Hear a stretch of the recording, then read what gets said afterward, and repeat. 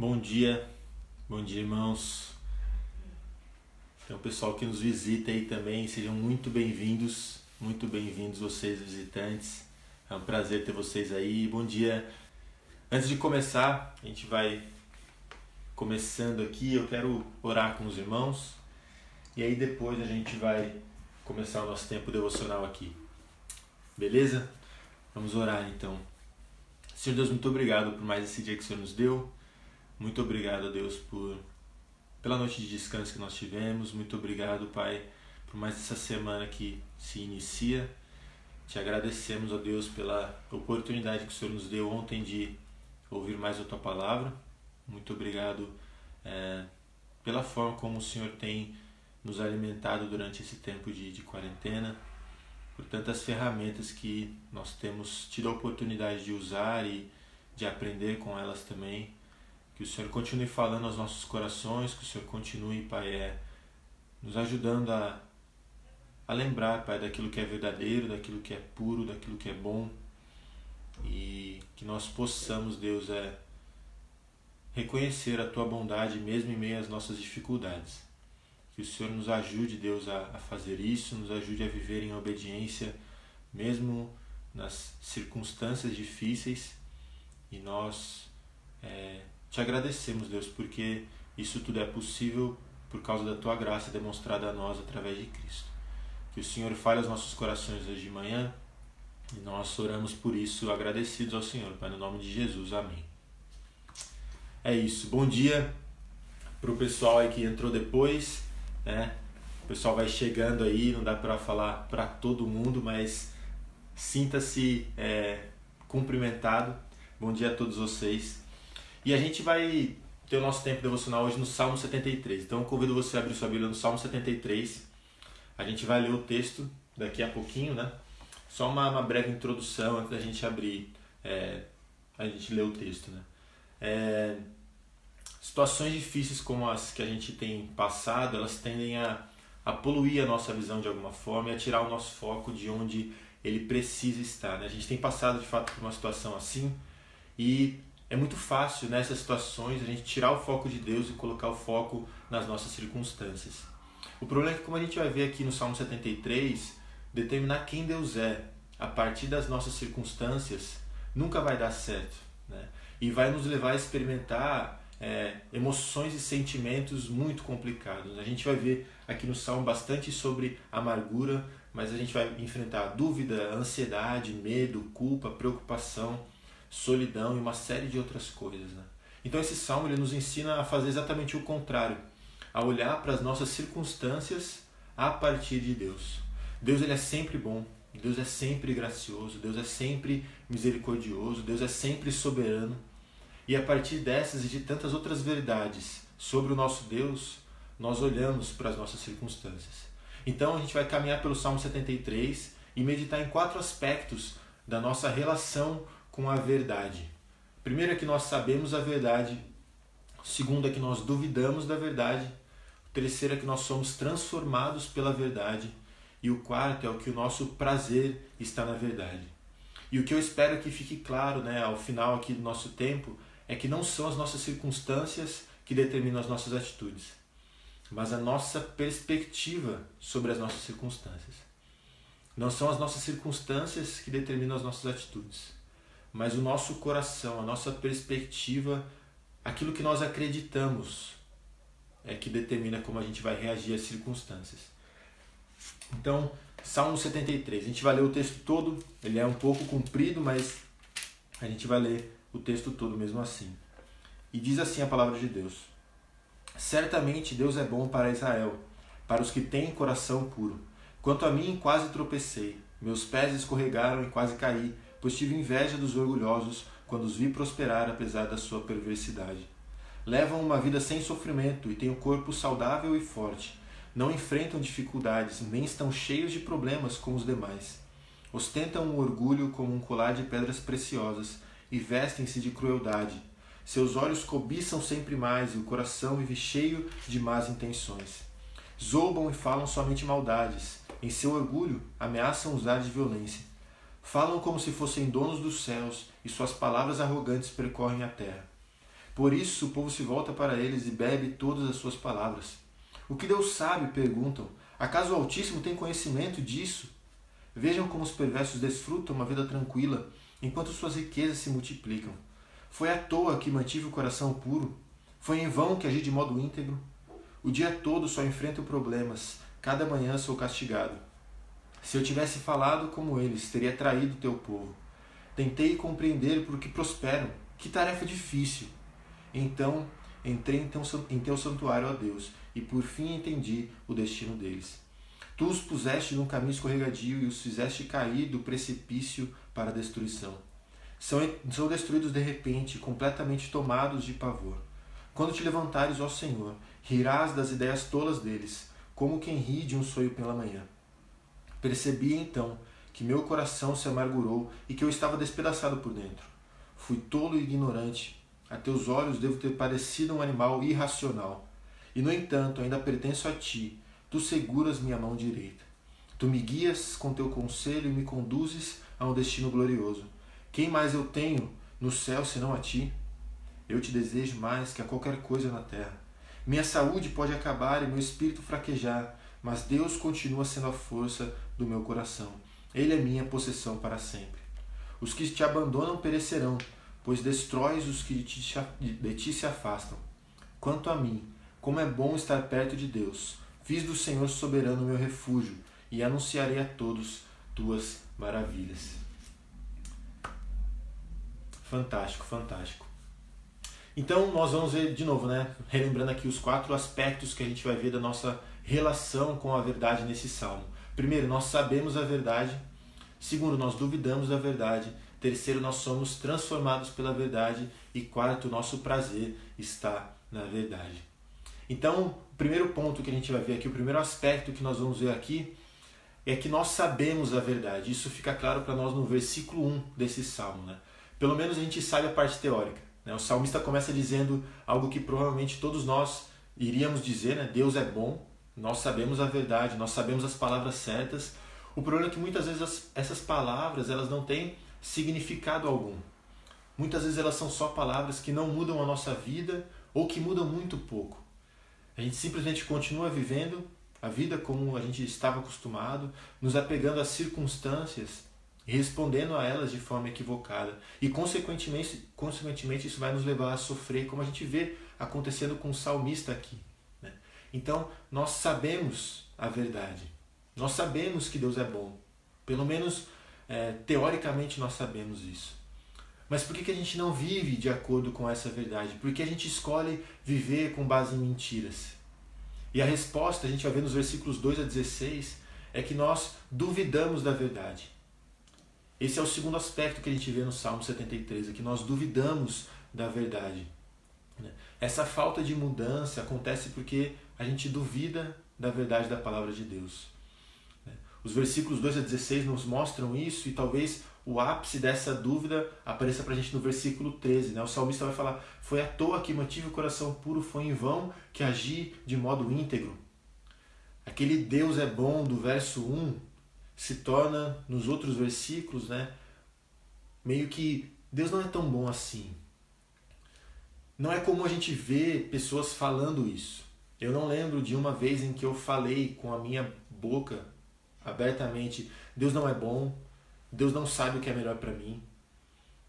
Mas a verdade é que cada vez que eu peco, cada pecado que eu cometo, é isso que eu estou dizendo com as minhas atitudes. Talvez a gente não tenha falado isso, mas as nossas atitudes muitas vezes elas gritam isso. Quando a gente peca, nós estamos dizendo que o pecado é melhor do que Deus não sabe o que é melhor para nós, que Deus não é bom e que nós sabemos o que é melhor para nós.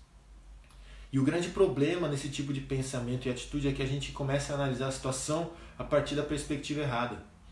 Nossa perspectiva distorcida nos faz pensar que Deus só é bom quando Ele nos dá aquilo que nós queremos. A gente começa a avaliar a bondade de Deus através de coisas terrenas. Daquilo que o mundo prega para nós como sendo algo bom. Então Deus só é bom se Ele me der saúde, Deus só é bom se Ele me der dinheiro, se Ele me der conforto, se Ele me der tranquilidade e paz.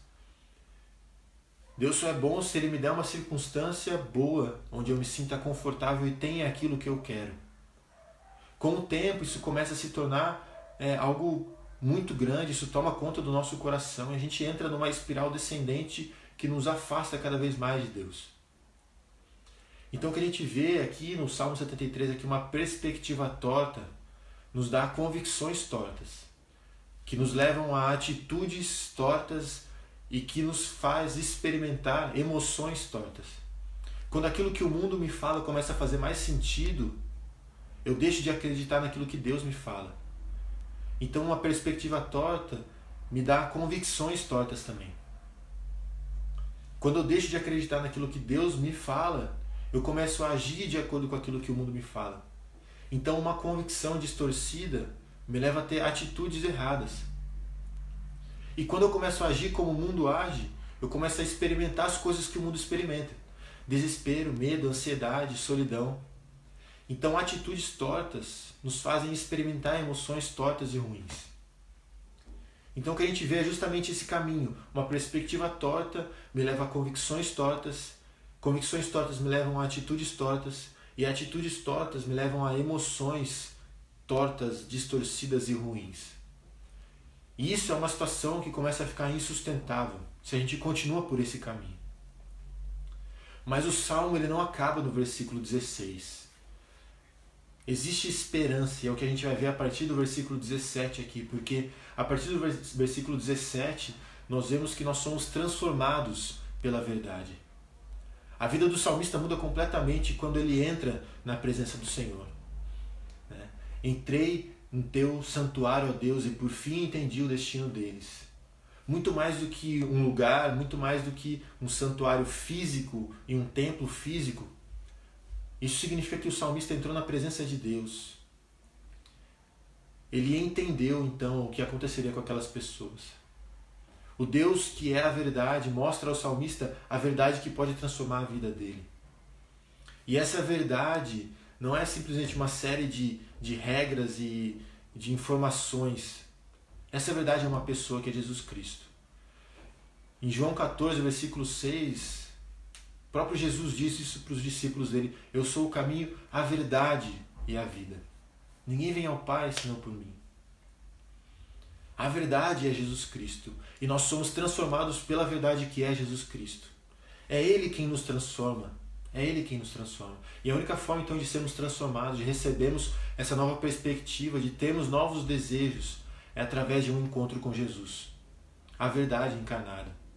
E não é somente ver, como a gente vê lá no versículo 3, mas é entender, que aparece no versículo 17. Então quando nós encontramos a verdade, nós ganhamos uma perspectiva correta. E uma perspectiva correta nos leva então a convicções corretas, que nos fazem ter atitudes corretas e que nos fazem experimentar emoções corretas. A gente vê esse mesmo caminho, mas indo por um lado oposto ao que a gente viu com perspectivas erradas. Uma perspectiva correta me leva a convicções corretas. Convicções corretas me levam a atitudes corretas. E atitudes corretas me levam a emoções corretas e boas, independente das circunstâncias.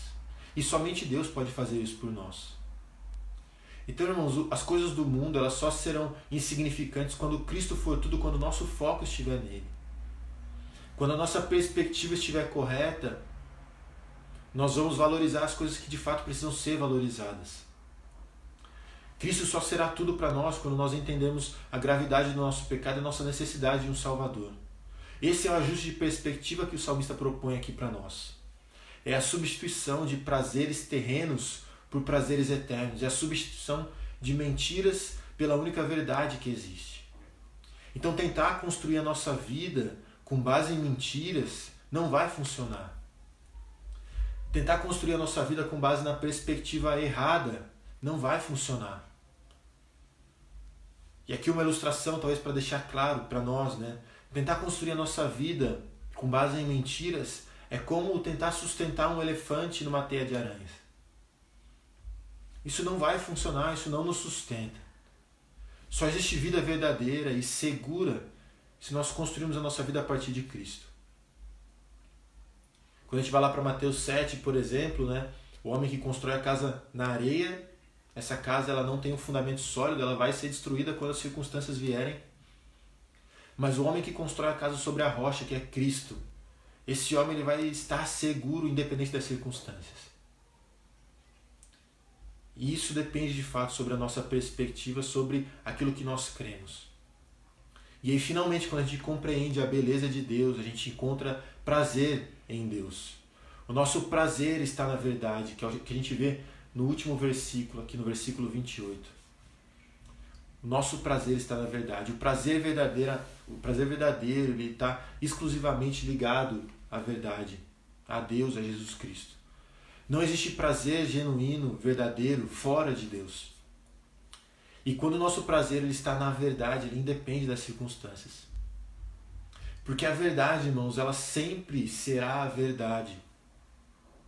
A verdade, ela não muda com as circunstâncias, ela continua sendo verdade. Independente se as circunstâncias elas são instáveis ou não, aquilo que é verdadeiro continua sendo verdadeiro e estável, independente das circunstâncias. E é interessante porque o texto não nos diz que houve uma mudança nas circunstâncias do salmista. Ele não recebeu um novo emprego, ele não recebeu um corpo novo, livre de problemas de saúde. Aqui não está dizendo que Deus vai remover o coronavírus. A única diferença na vida do salmista é que ele entrou na presença de Deus. Ele não recebeu nada além disso. Ele só recebeu a Deus. E isso fez toda a diferença. Então isso mostra para nós que o que nós precisamos não é uma mudança nas nossas circunstâncias. É um entendimento claro de quem Deus é. É entrar na presença de Deus e contemplar a beleza de Deus e a glória de Deus. É aprender mais sobre quem Deus é. Isso é o que nós precisamos e é o que vai fazer diferença na forma como nós encaramos as nossas circunstâncias. O nosso problema então não está nas nossas circunstâncias, está em quem nós acreditamos ser o Deus das circunstâncias. Não existe alegria e satisfação fora e longe de Deus.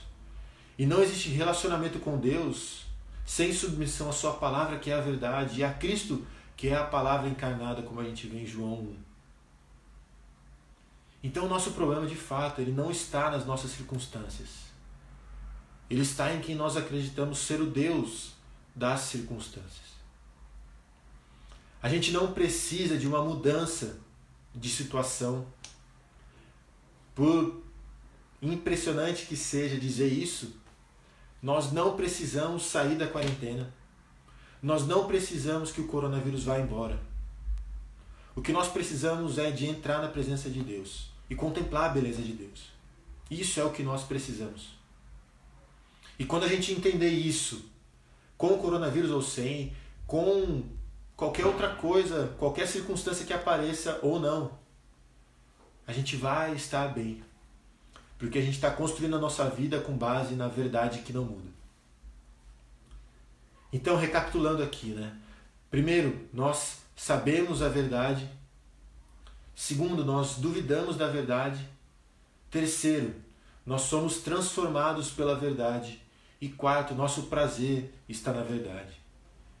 Então, irmãos, não são as nossas circunstâncias que determinam as nossas atitudes, mas a nossa perspectiva sobre as circunstâncias. E isso, irmãos, é libertador.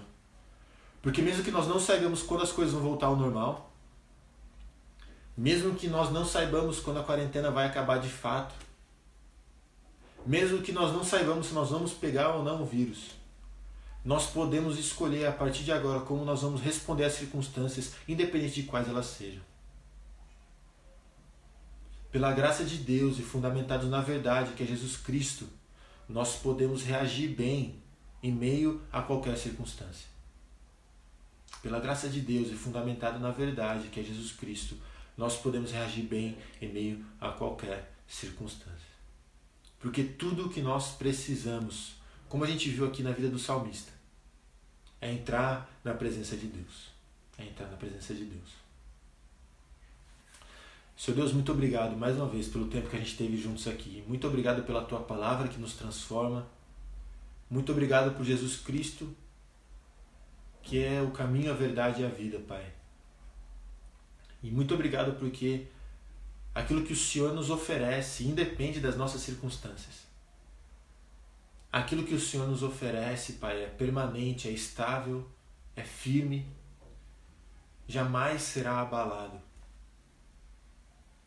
Deus, que o Senhor nos ajude a confiar nessa verdade, construir a nossa vida sobre essa verdade, para que nós possamos responder bem, independente das circunstâncias. Que o Senhor nos ajude, Pai, a olhar as nossas circunstâncias sob a perspectiva correta, a partir da verdade. Que os nossos óculos que nos ajudam a enxergar o mundo sejam a Tua palavra. E que o Senhor nos ajude a enxergar as coisas com clareza, Pai. Confiando no Senhor, lembrando que o Senhor sempre é bom, que o Senhor sempre é soberano, que isso não muda. E que isso é suficiente para nós. Que o Senhor nos dê um bom dia hoje, um dia produtivo, um dia para nós conseguirmos nos lembrar disso também, nos aproximarmos do Senhor. E que o Senhor seja conosco, Pai, durante esse dia, essa semana. E nós oramos assim, gratos ao Senhor, Pai, por Jesus Cristo. E é no nome dele que nós oramos. Amém. Amém. Irmãos, bom dia para vocês. Fiquem com Deus. Que a gente, de fato, continue se lembrando dessa verdade. Tudo que nós precisamos é Deus, independente das nossas circunstâncias. Bom dia para vocês. Estou com saudade de vocês. Espero vê-los em breve. E vamos ficando por aqui. Abraço, galera. Tchau, tchau.